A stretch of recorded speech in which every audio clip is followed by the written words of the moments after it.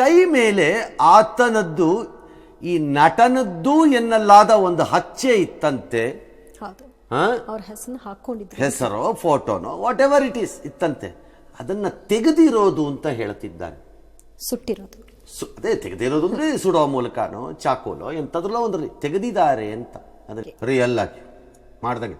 ಅದಕ್ಕೆ ನಾನು ಹೇಳಿದ್ದು ಇವರು ಅಮಾಯಕರಲ್ಲ, ಮತ್ತು ಅಶ್ಲೀಲ ಮೆಸೇಜ್ ಬಂದ ಆ ಕ್ಷಣದ ಕೋಪದಿಂದ ಉತ್ಪಾದನೆಯಾಗಿರುವ ಹಲ್ಲೆಯೂ ಅಲ್ಲ.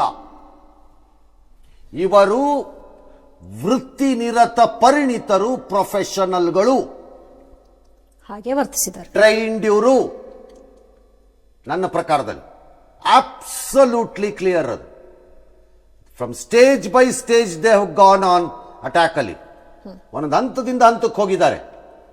A perfect methodology which professionals try ಮಾಡೋದು, ಇದನ್ನ ಮಾಡೋ ಕೆಲಸ ಇದೆ. ಅದಕ್ಕೆ ಬೇಕಾದ ತಯಾರಿಗಳನ್ನು ಮಾಡ್ಕೊಂಡು ಹೋಗಿದ್ದಾರೆ ನೀಟಾಗಿ.